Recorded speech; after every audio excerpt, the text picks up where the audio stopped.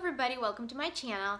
Today I'm going to talk about how to get licensed in the United States as a foreign trained dentist.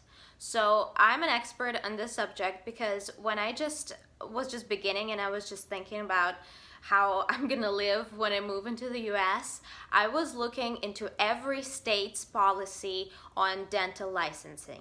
So we live in Massachusetts right now, but we're not tied to it. So my husband doesn't really have a job that he wants to build in a career. I don't have any job, so we could really move into any state.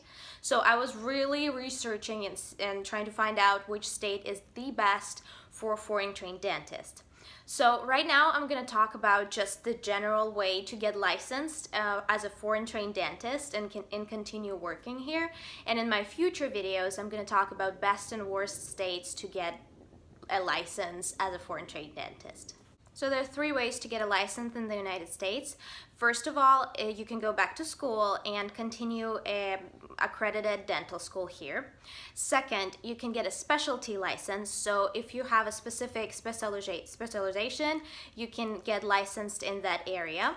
And the third way, you can get licensed after getting a limited license and working for a specific amount of years. So first, I'm going to start with going to school again. So it's the most efficient and the most for sure way to get licensed. So you can either go back to school from the start and pass that exam for that and go for a 4-year program, or you can go to a specific internationally trained dentist program, and for that you have to pass NBD Part 1 and sometimes Part 2. So this is the best way because you can get licensed in every state in the United States, and you can practice in every state. It doesn't matter which school you've graduated, you can move into any part of the country and pass specific licensing exams there. So it's the most convenient way to go. The minuses are that, first of all, you have to pass NBD. NBD is a very difficult exam, especially NBD Part 1, because if you're a dentist who practiced for a few years and you're out of school for a few years, it's very difficult to remember all of the stuff that you learned back freshman year.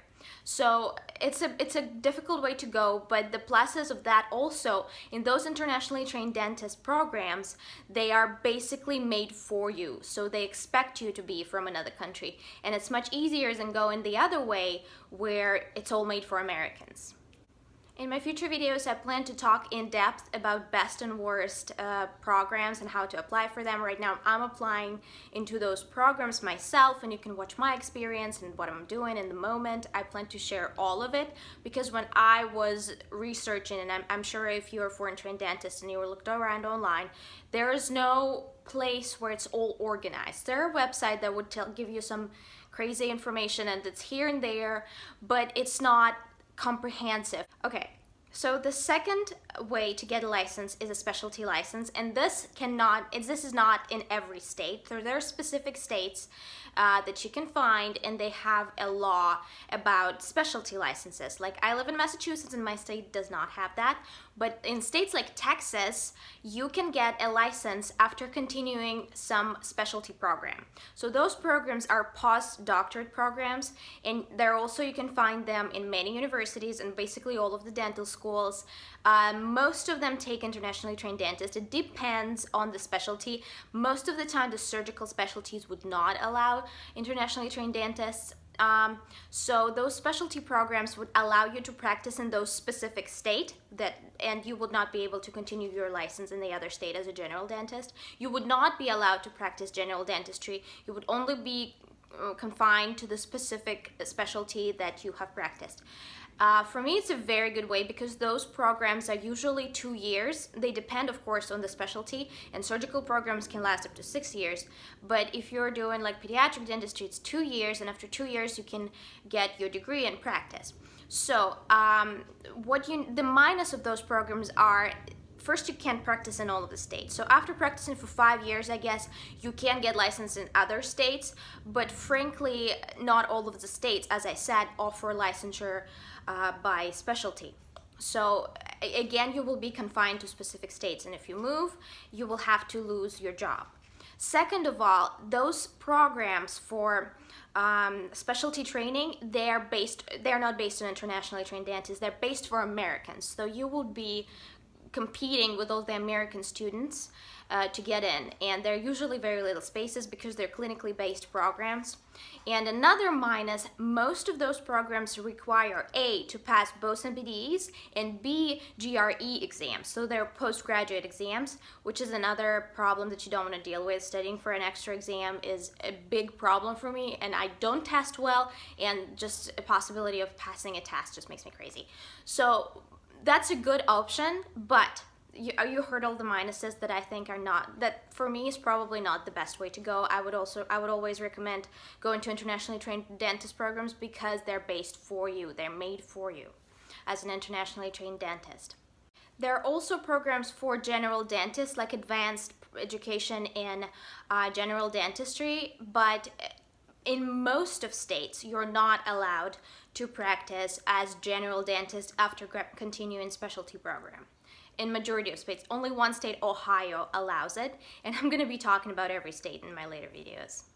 The third way to get licensed is getting your license after working for a specific amount of years on a limited dental license. So a number of states has those limited dental licenses, and I'm applying for one in the future as soon as I get my work permit here in the US, and it's a very good way for you to get your foot in the door in the American education and the American, dental career. And also it gives you amazing opportunity to stand out when you're applying for any of those programs. The third way, in one specific state, Minnesota, if you live in Minnesota and you work on a limited license, you can get your full licensure after 5 years of work. So it sounds great, and it's like, let's all move to Minnesota. There are a lot of restrictions for that. For example, limited dental licensees, dentists on a limited license can only work in government facilities, so you can never practice in a private practice. Or, for example, they are only allowed to renew their license for 1 year. So if you want to work for longer, you have to renew your license and apply all over again.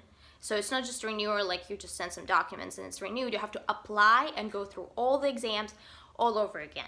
I will talk more in depth about limited dental licenses in all of the states that I know about, and also in my state of Massachusetts. I'm planning to get one myself, as I said before, so I'm gonna go through the whole process of how that works. So that's about it. I think I listed all of the ways to get a license in the United States. It's always a rocky road. It's always difficult, which is understandable. It's a medical job. It's something that they have no way of testing what your country teaches you and how your country works. So they really have to make sure that you are safe to work with American patients. So it's understandable, but another good thing about it, that there's so many ways to get your license. If we were medical doctors, there's basically no way. You would have to forget about your career unless you went to school all over again from the start. So here they give you so much opportunity to work. It's an amazing country to be a foreign trained dentist in. So I wish you all the good luck, and I hope you return back and watch my other videos when I film them about more in depth about licensing in the United States. I myself am very worried. I'm just in the beginning stage of the whole process. I am preparing for my board exams right now, and I just submitted my diploma for translation, and I'm going to evaluate it in the future, and I'm going to walk through this whole process as well.